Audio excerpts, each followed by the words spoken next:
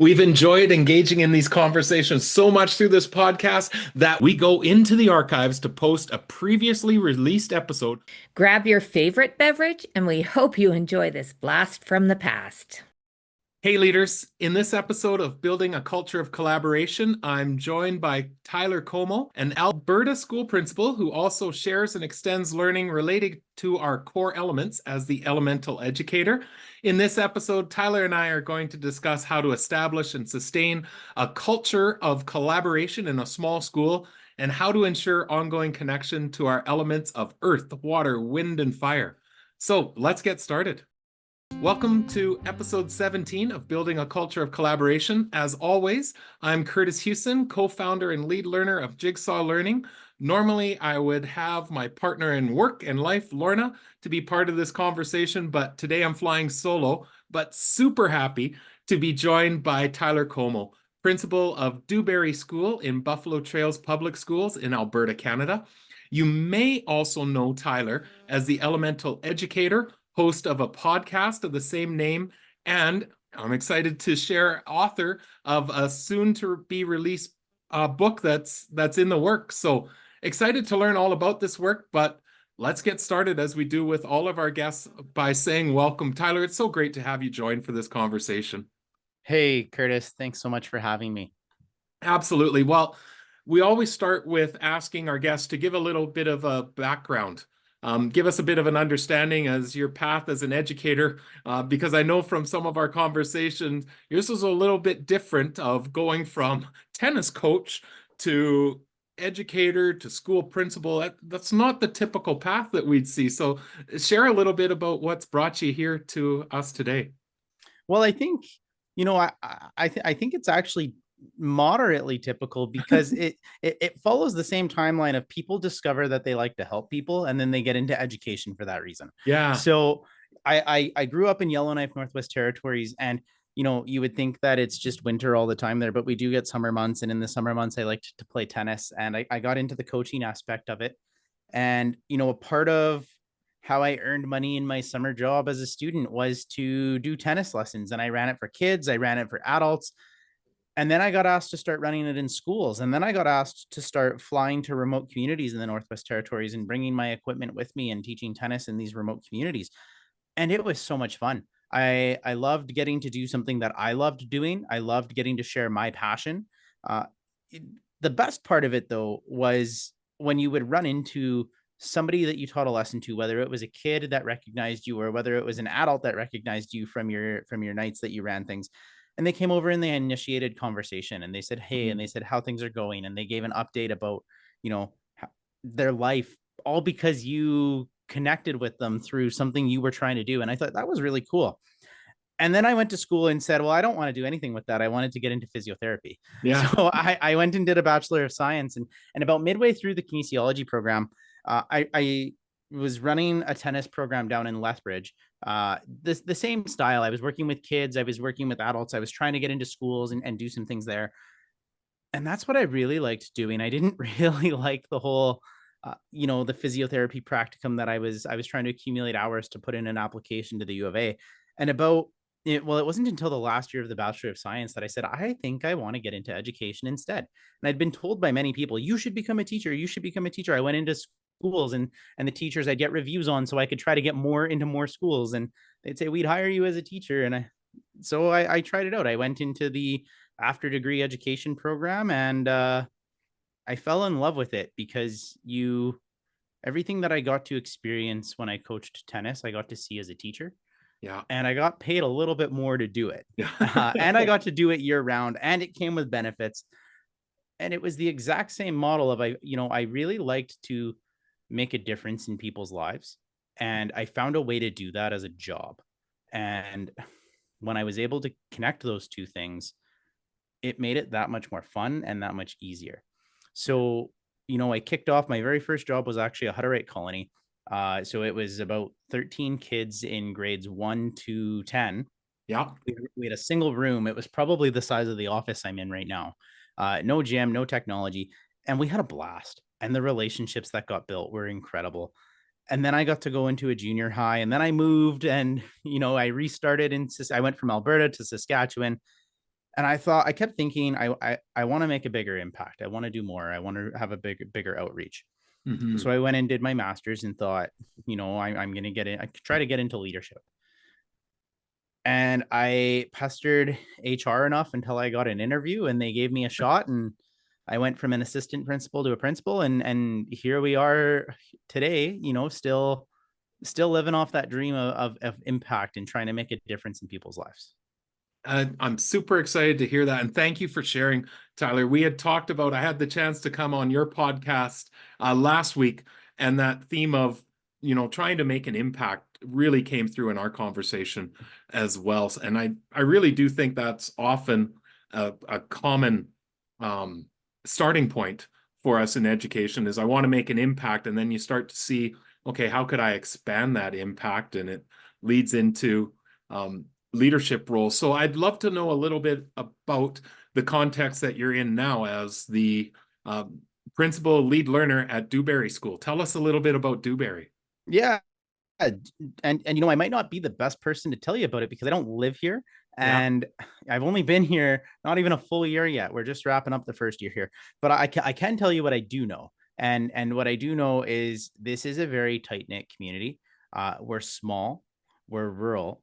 Our school has a private kindergarten, and then we're grades 1 to 12 throughout. Okay. And our student population is less than 100. And so we have multi-grade classrooms, and we get innovative and creative with how we deliver instruction to still give high quality education and individualize that learning for each kid.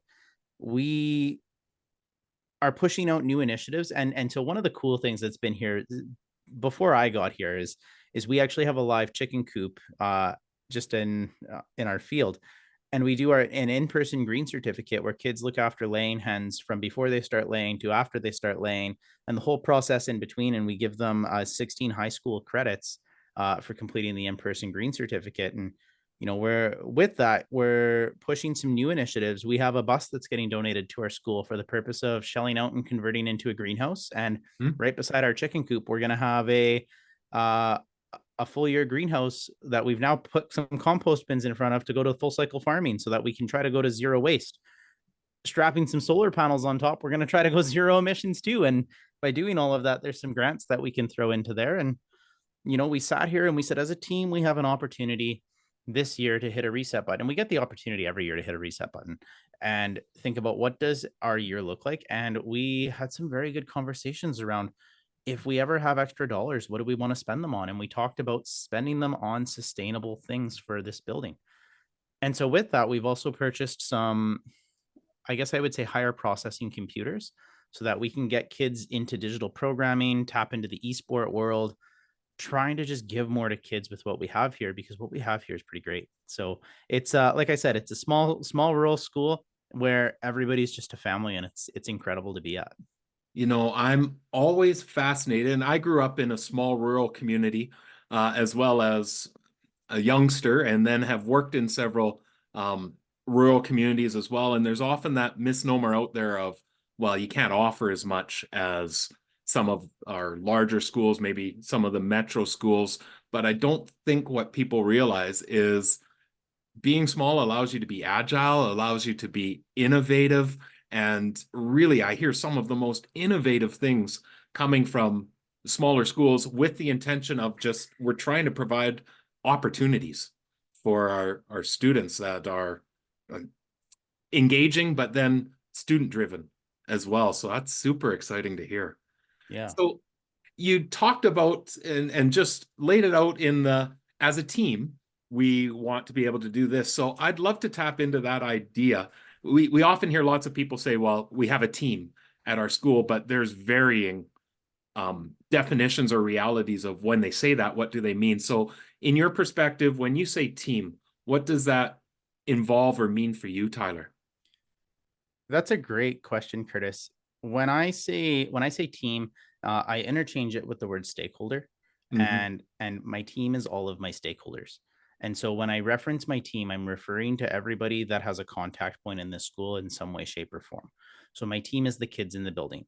My team is my teachers. My team is my educational assistants. My team is my custodians, my office administrator, my parents, their grandparents, the local businesses that are around us in the area, my central office team, the leaders and teachers in the schools that neighbor us.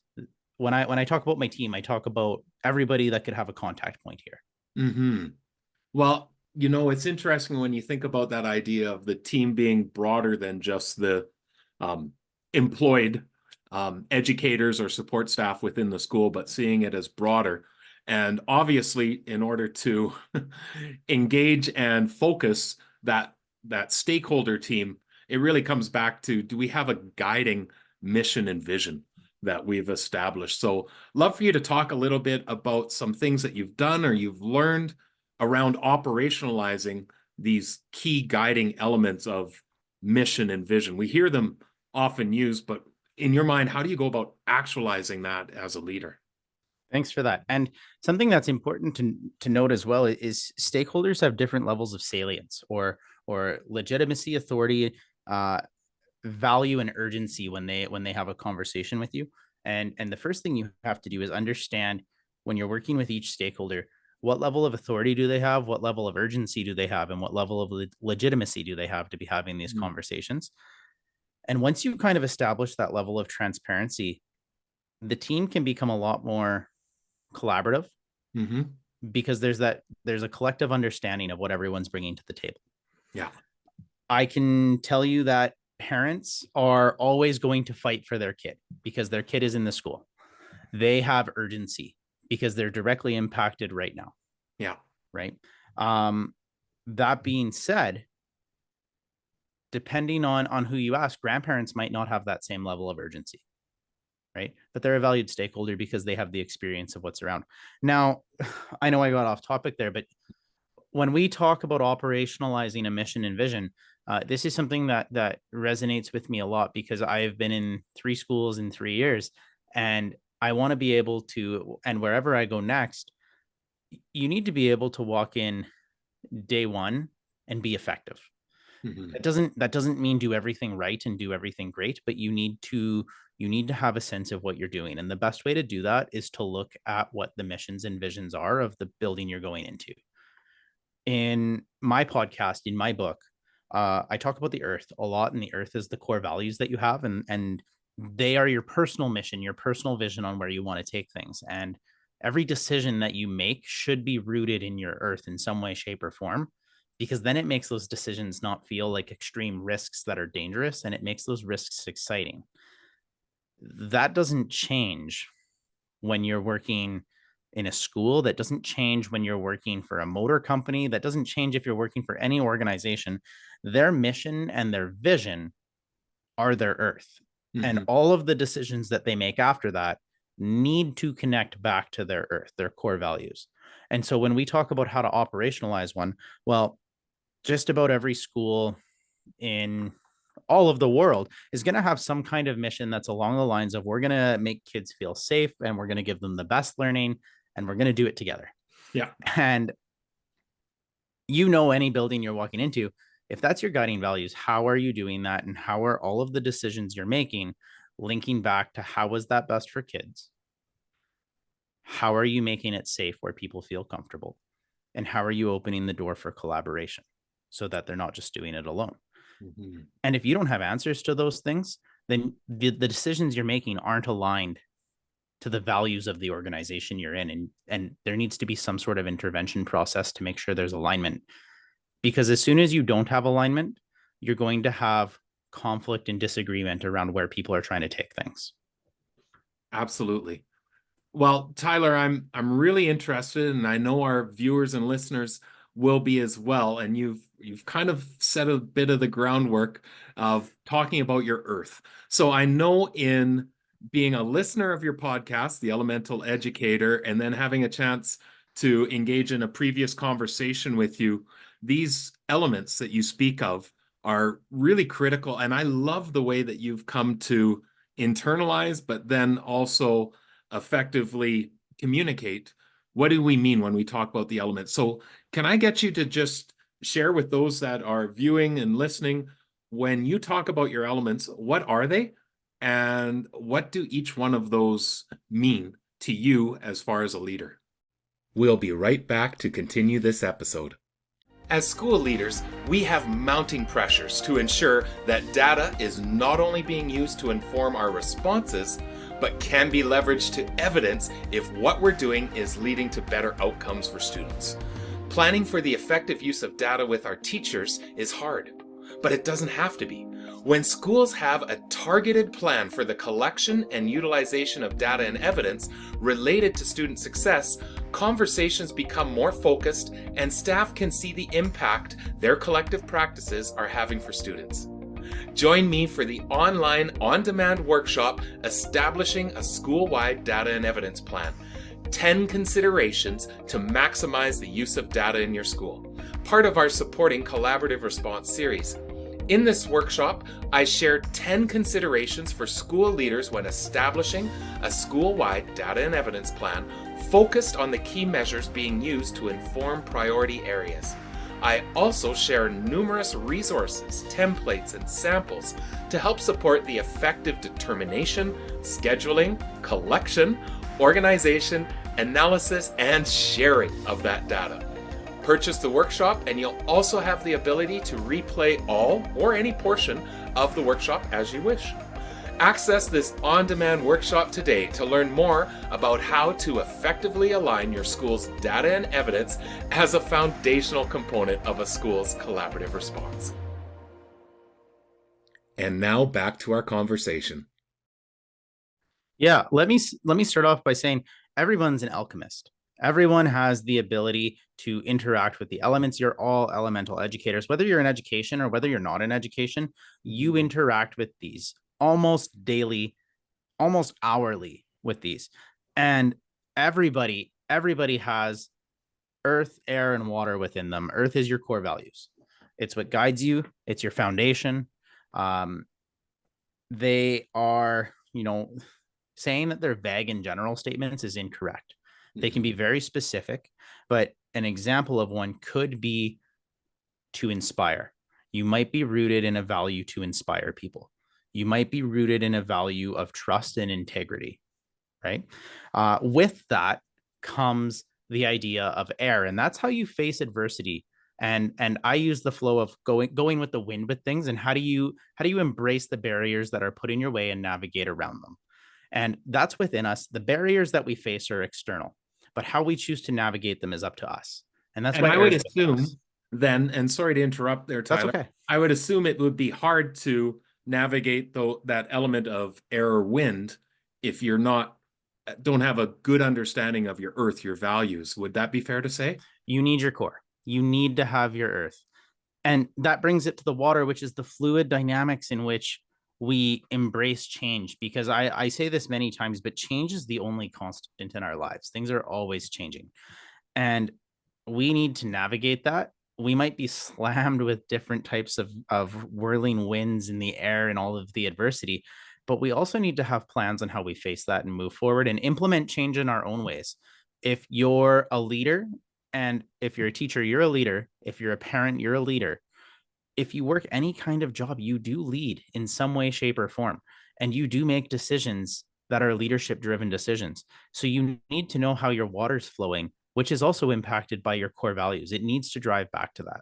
Mm-hmm. And the last element that I talk about is actually more of an external element. It's that fire, and it's that flame or that igniting source where passion comes from, and it's where the idea to take risks and make decisions comes from.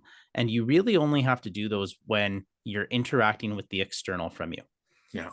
So everybody can interact with fire. And this is where playing with fire comes from with me, is you get to choose how much fire you're playing with. And how you root that back to your earth, and how you accept it with your air, and how you want to create your plan with your water to move forward dictates how you can control that burn. And so Elemental Educator is a holistic approach to just overall leadership decision-making processes and how we can optimize that to be the best versions of ourselves.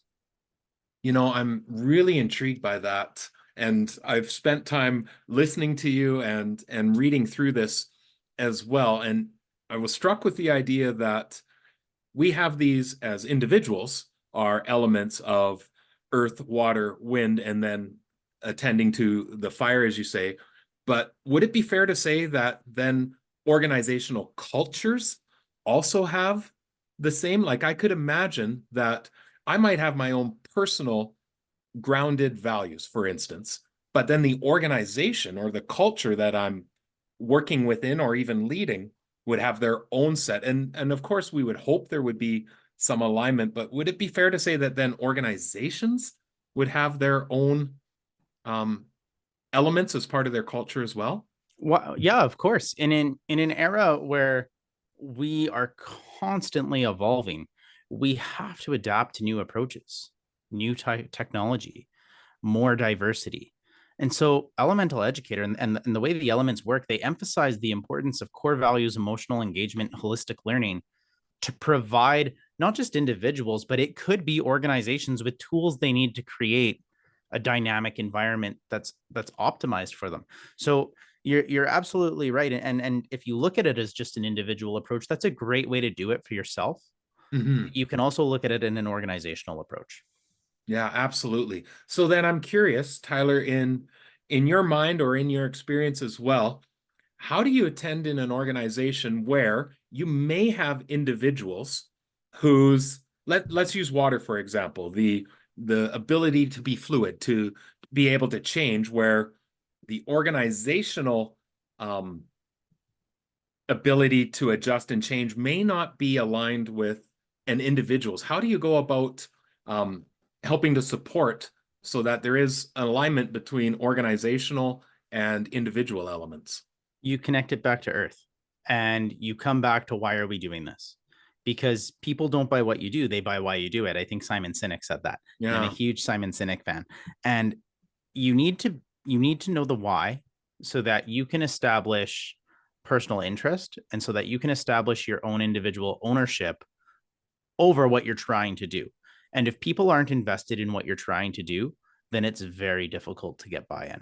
And so when you are trying to implement a change, I'm not going to walk into a room and say, oh, hey, and by the way, I know we all use Google Chrome and we use Google Classroom. Next year, we're just shifting to Microsoft Teams. I'm not going to walk in and say that because that will automatically be met with some resistance. Well, why do we have to do that? That doesn't make sense. And there's going to be some people that say, that sounds great. I love it. Yeah. If you walk in and say, we can do this better and we need to do it better because it will save us time. And if we can save time off of all of our organization, we can spend more time doing what matters, which is being there for kids, which is supporting kids, which is promoting innovation, creativity.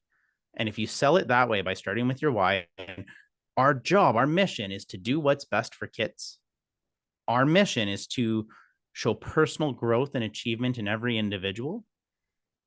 Well, it makes that water a little bit easier to navigate. It makes selling it a little bit easier because you're not just saying, here's what we're doing. You're saying, here's why we're doing it first. Now here's what we're doing. You know, as I'm hearing you, Tyler, I'm reflecting back on a mentor of mine that had once said, if you can ensure that every decision that is being made, often collectively, but sometimes there's going to be decisions you have to make as a leader, if you can always ground it, and they didn't have the same language that you're utilizing here, but ground it in the, for instance, we're doing this because we want what's best for kids. I think this could be something that helps us achieve that. They had said, you can make a mistake and people might say, yeah, we took a misstep that we need to refine, or that didn't quite work. But if you can still ground it back to what you're saying, to those core values, be able to say, okay, the path was incorrect, but the why wasn't. We just maybe took a misstep on how best to accomplish that. And that's a lot easier to fix because now we're getting into the idea of failing forward, where the only way you can learn is by knowing what was done wrong to then do right, right? It's the only way to learn is to improve a mistake or to improve something that didn't work, right? When we get into that, what you're doing by connecting with your earth is you're creating a space that where when failure happens, people don't want to stop. They want to look at that and say, that didn't work. We need to still figure out what's best for kids because that was our earth. That was our why. Let's find another way.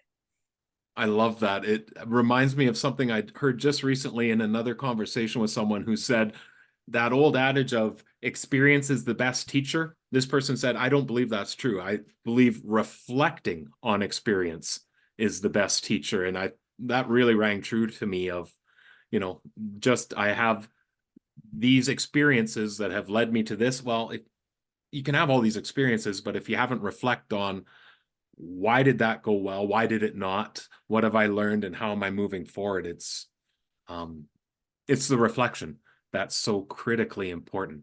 So I'm interested then, Tyler, for what you said around that element of fire, and that's that risk-taking element. How do you, in your role as a school leader, help support people in taking a risk that, might not work, but it's still grounded in our values? How do you go about doing that with a team, whether that's a team of people in your school or that larger stakeholder group that you're talking about? So the first thing is I'm never going to be the one to push somebody over the ledge. I'm not going to sit there and say, yes, you're doing this. There are circumstances I should come back. There are circumstances where I have to do that. But when we're talking about, generic risk taking, it's my job to be the facilitator, just like we are as teachers in a classroom, just like you are as an owner of a business. It's your job to oversee the operation of what you're overseeing, of what you're in control of. And so when I'm helping people navigate their fire, my job is to make sure they know what their values are and to know what their earth is. Because if you can justify the risk you're taking to your earth element, one, it doesn't feel as big of a risk because it now becomes something you're interested in. It now becomes something you're excited about, Invested in, and you have ownership over. And it's no longer a, oh my God, what happens if this is a total failure? It turns into, I'm really excited to try this. And we'll see what happens. So the way that I help people start by navigating their fire and playing with fire is to make sure they have a really strong earth. And if anything, I hope that that's the foundation I'm laying down right now, is you cannot do anything else unless you know your value. That's why organizations spend so much money, so much time on establishing their missions, visions, and value statements, because it roots everything for them. So to play with fire, you have to know your earth. That being said, you also have to be comfortable with adjusting to the wind and rolling with some water. So we also need to navigate, okay, so when we potentially see down the road, what are some barriers that might come your way? And what do we need to do to overcome it? So I pull this from 7 Habits of Highly Effective People. And I love to think with the end in mind. Because when you're taking a risk, you also need to think about, what are the outcomes? What are the outcomes of what I'm taking this risk for? And what are the potential barriers in the way of each of those outcomes? What's going to lead me to that path of that outcome? And once you kind of have that end in mind of where you see it going, again, it makes that risk a lot easier. Yeah. I'm going to put you on the spot a little bit, Tyler, to go into the weeds a little bit on this. And can you share a specific example where you've initiated this a risk that we're going to try as a school, and walk us through what that looked like as you grounded in your organizational values? What does that look like in a really specific context? Yeah, absolutely. So we had a decision to make at the start of the year where the funds that we had could be spent on staffing, status quo, keeping things even keel for the following year. The year after that, going into year 2, we wouldn't have that funding. We would potentially lose a staff member. And as a result of that, we would have taken those dollars and spent it to solve a problem for 1 year and then paid for it the following years. Okay, excellent. The alternative to that was a conversation around, do we want to take a risk instead of just keeping status quo? And do we want to take that money that we could potentially reserve and spend towards maintaining staff? And do we want to take that and say, we know what's going to happen year 2. let's actually take these funds and put them towards things that are going to benefit us for the next 10 years, 15 years, instead of just that 1 year rolling into year 2 with potentially nothing. Okay. And so where that happened is we came down to, what's the earth? What are we trying to do? What is best for kids? What is giving opportunity? What is giving innovation? What is being creative? How are we promoting individual growth, digital citizenship, global citizenship, academic performance all at the same time? And if you went the route of spending your dollars 1 year to retain staff, you would get there. You can justify all of that to your earth. Mhm. And you can also get there by saying, here's the way to do it with the next 10 years in sustainability items, like new technology in your school, like incorporating a land-based agricultural program in your building, like supporting an elementary classroom by investing in some flexible seating that they're going to have for the next 10 years. Just like that, both of those decisions got justified by the earth element, got justified by the value. Neither one was a bad decision. Where it comes from there is, what are the potential barriers and how do we navigate them? So now we're talking about the air and what we're going to be facing. You cannot do that alone. You need to engage your team. And remember, by team, I talked about stakeholders. I talked about central office, teachers, parents, students. So you start having your school council meetings, and you start having student talk meetings and student council meetings, and you make intent of connecting with your central office, and you say, here's what I'm faced with. What do you think? And there's a perception out there that if you do that and you approach central office, that you're weak, and that's why can't you do it on your own? Well, this is collaboration. You're getting the input from the people around you. And by doing it through your school council meetings and student council meetings and staff meetings, PL days, having these meaningful conversations, you're getting the collective mindset on how everybody else views these values of earth and what they think is important. And so through that, we made the decision to invest in the technology in our school. So we're getting into esport next year. We're going to also leverage the computers we're getting to get into esport to be able to offer better 3D printing courses, computer design, graphic design. We have a sublimation machine that we're going to be able to make better content on because our computers can process better information. We have that bus donation I talked about that we're going to be converting into a greenhouse. There's some expenses along the way. Like, we will need to purchase the solar panels. We are investing in the compost bins. We do have to buy the soil and the seed themselves, right? Mm.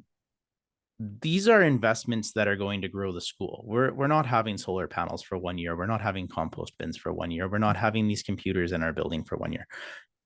And you know, I think if we made the other decision, we would still look back and say, hey, this is good. It's rooted in our earth. But we chose this route, and we look back at it and we say, hey, this is good. It's rooted in our earth. And we're still excited about it because we made that connection.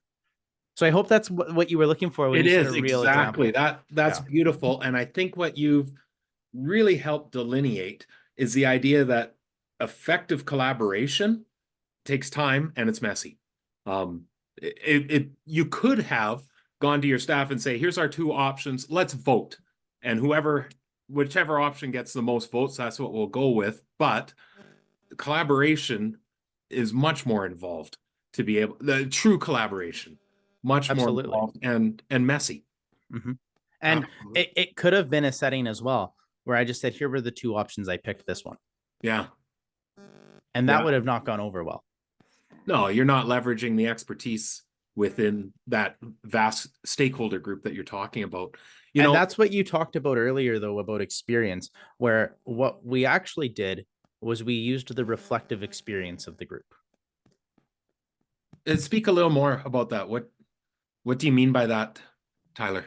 So I think that's a really critical component. Yeah, of course. You had mentioned that, you know, the best thing you can do is leverage the experience around you. And I could have just went to the longest standing teacher and said, you have the most experience. What should I do? Yeah. That's not what this is. That is not leveraging experience. That's going to somebody that's just done it for a long time who might have not done it well. Yeah. But what you're doing instead is you're taking a look, and if you're connecting to all of these people, right? Now you're tapping into what knowledge can you share? And whether or not that it was the right knowledge or the wrong knowledge, because you've sourced yourself out to such a variety, you have this ubiquitous view of what perspective is. Mm-hmm. And that makes it easier. Well, I think you've also referenced, and I hear this over and over, every guest that we have allude to it in some way when leading a culture of collaboration, is there has to be a level of humility and vulnerability in that. I mean, you even saying, I may look like I'm weak, or that, well, shouldn't you have the answers? Why are you reaching out? But it's modeling that vulnerability that's so important if you're truly leading that culture of collaboration. Absolutely. Being able to say, I don't have the answers, but collectively we can get there. So I'm really interested, Tyler, and I'm sure that for those listening and viewing are wondering too, when you speak of these elements and how they connect, you've obviously put a lot of thought and reading application to this. I'm really interested in the genesis. Where did this start for you? How did you come upon this idea of elements to be able to describe this process of establishing values, looking at change, adapting to change, and taking risk as part of that decision making? Yeah, well, let me start by saying I'm a nerd and I love science. And when I started teaching grade 9 science, I got to teach about the creation of matter.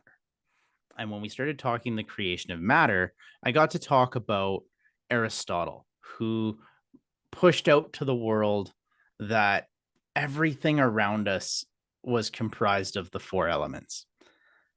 And we believed him for 2,000 years until Democritus came out. Democritus was the same time as Aristotle. I should clarify that. But he challenged it by saying, actually, I think it's made of atoms. And nobody believed him. And we went with Aristotle. And I got to teach that. We know, though, that matter is not created from the 4 elements. But that concept and how those elements played and the holistic approach to it was always fascinating to me. And then from there, when I got into my master's, I was doing my capstone, and it was a totally irrelevant conversation in the moment. But somebody just turned to me when I was having this conversation around what the elements mean, and they go, "You could write a book. You could write a book. You should write a book about that." And I said, "I don't know if I could write a book." And then from there, it turned into, I don't want to just write a book with it. I want to make it a platform. Yeah. And I started thinking about our earlier conversation around impact zone and what can I impact and where can I go? And I always said I wanted to become a teacher to have a bigger impact. And then I became a teacher and said, wow, that's really cool. I want to be a principal to have a bigger impact. And then I became a principal and I said, wow, this is really cool. I want to become a superintendent to have a bigger impact. And then I got exposed to the world of consulting. And I started my doctorate. And through that, realized how many doors are actually open for us if we just look for where those doors are. So the creation of this was actually, I was in the middle of a PD session with Morgan Michael. And she said, why not? What's holding you back? If you're not doing something that excites you and you're not doing something that you truly believe is going where you want it to go, then why aren't you doing it? What's holding you back? And I said, nothing's holding me back, actually. And so the next day I sat down and I was plugging away at my book a little bit since then. And I went in and I finished it. And then I said, I'm going to launch a podcast to just connect with anybody that wants to have the conversation around the elements. And then, so the ultimate goal from this is still to inspire. That's my earth. It's still to inspire and to reach out to people. And for me, this platform, Elemental Educator, and holistically looking at the elements, it's what I believe in. It's how I approach everything that I deal with.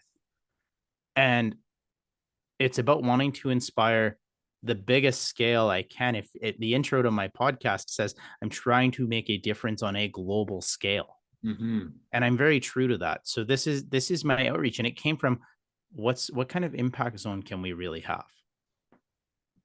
Awesome. I'm nodding away. If for anyone who's just listening to the audio, you missed seeing me nod and smile as Tyler was sharing that as well. So I'm curious, Tyler, from your perspective, what advice would you give leaders that they could begin actioning tomorrow when they're endeavoring to establish and refine that culture of collaboration that I believe is so critical in our organizations?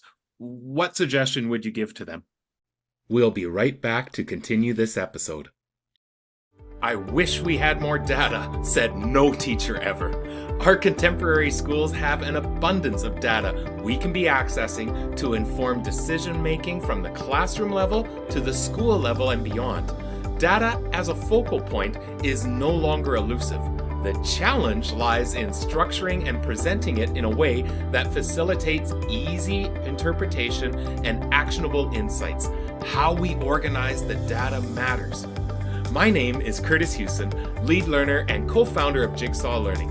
In this free on-demand webinar, I'm going to be sharing with you 5 mistakes leaders make when organizing data for their teams.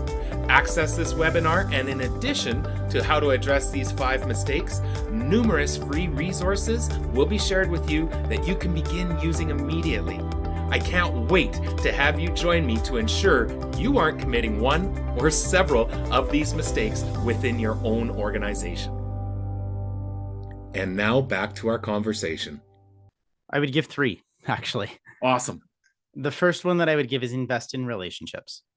You need to, it is imperative that you build connections. You need to create trust. You need to create support. You need to create comfort. So you need to start by investing in the relationships that you have with the people around you. I'm going to interrupt there for a second because I firmly believe that you create trust and comfort in relationships, because if we're truly collaborating, we're going to create discomfort at some point. And absolutely, how do we navigate that? Sorry to interrupt, please continue. No, and you're totally right, because you get down to the stage of the forming, the norming, the storming, and the reforming stages if we want to go down that route too. But that being said, you can't get to the discomfort unless you've built some kind of level of comfort. Otherwise it's just awkward. So no, you absolutely need to invest in the relationship. And if you're somebody that runs a business by yourself, you need to invest in the relationship with yourself, because you need to be comfortable with yourself too, because there are going to be times where there's discomfort within your own self as well. I think they call that imposter syndrome. Yeah. And that's discomfort. So invest in the relationship. You also, I went to a program and I saw somebody talk, and they said, don't be a carpet walker. And at first I was like, what does that mean? What does that mean? Don't be a carpet walker. And then we thought about it and we said, the only spot in the majority of schools that is carpet is the office.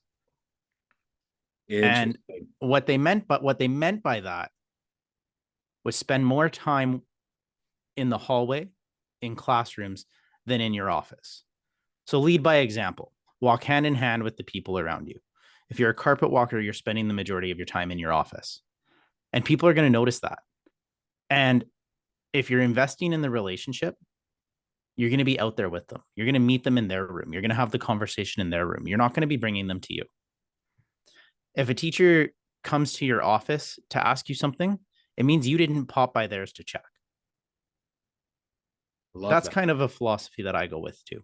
Yeah. And the third thing that you need to do is, and this one's a bit of a tangent here. You cannot solve every problem that's brought to you, but you need to remove barriers. You need to show people how to remove barriers. If I have a photocopier that's never working, and every time it's broken, I'm the photocopier fixer, and people come to me when it's broken and I have to start fixing the photocopier, I'm never going to have time to do anything else, because that thing breaks 2-3 times a week. Yeah. But if I can show people how to fix it, or I say, let's go look at it together and see what we can do, and I fix it once with them, well, the next time it breaks and it does the same thing, they now know how to fix it. Mm-hmm. How does that old saying go? The whole, you can fish and feed a man for a day, or teach them to fish and feed a person for a lifetime. Right. And But so you remove the barrier by teaching them what to do, and you coach them through it. So that's the advice I would give. Okay, well, that is outstanding. And I really like that. I've never heard the term of or the phrase of don't be a carpet walker, but makes total sense. And being able to be with people and seeing that we're working through these things together, I think is so important if you're trying to build that culture of collaboration. So one question we love asking everybody that comes on is a little bit of a reflective practice. So here goes. In the spirit of if you knew then what you know now, what advice would you give your past self in relation to establish and sustaining highly impactful collaborative cultures? We said it from the get-go, leverage the diversity and value it. And that's a different way of saying recognize that there's a difference between who has the most experience and what is the reflective experience of the room. Mm-hmm. And looking back on that, valuing and leveraging that specifically as a teacher in your classroom with your kids is just as powerful in a leadership position as doing that with your teachers. Mm-hmm. I love you make that connection. I just earlier today had spoke with a leader who had said, he learned early on from a mentor that idea of think of your staff team as you would your classroom. And again, that's not to belittle or demean that your staff are children. I'm not saying that, but what I'm saying is in a classroom, we establish routines, structures that are predictable, opportunities for voice, for engagement. We leverage expertise and then determine where's our next place to go, and equated that then to how do you do that then on a staff team? And I thought that was a really powerful understanding that you've definitely alluded to here, Tyler. Absolutely. So how can listeners get in touch with you? I mean, I'm going to include some reference points in our show notes as well, but for those that are just listening, how would be the best way for someone to get in touch for a follow-up conversation or to learn more about the work you're doing around these elements? Yeah, great question, Kurtis. So Elemental Educator is still relatively new. It's only been around for about 2.5, 3 months here. And we're taking off pretty quickly. So recently a new email's come out. So it's tyler@elementaleducator.com. However, elementaleducator@gmail.com is still active and I get emails to both. So either of those is a great way. My main source for pushing content is through my Instagram, elemental_educator. And if you want to reach out through messaging on that, I do respond to them as well if people want to reach out. And coming soon is a website, elementaleducator.com. If you go there right now, you'll get a nice little coming soon landing page. I'm hoping within the next month that becomes active, where you'll also be able to find the podcast, a blog, some discussion forums, and some workshops that I'm going to be pushing out and launching. Oh, super exciting, Tyler. Well, thank you so much for taking some time out to be able to connect and discuss these elements and how they connect to leading that culture of collaboration that we believe so firmly in impacting education. And I wish you all the best as you continue to endeavor for that wider impact where we started off today. So thanks so much, Tyler. And thank you, Kurtis, for inviting me. And I think what you're doing here is absolutely incredible, because as a fellow podcaster, this is where we grow the most ourselves too. But think about the impact zone we get to reach as well. And it's just so cool to know that there's people out there that want to see this collective growth all together. Absolutely. And I don't know if this is your experience.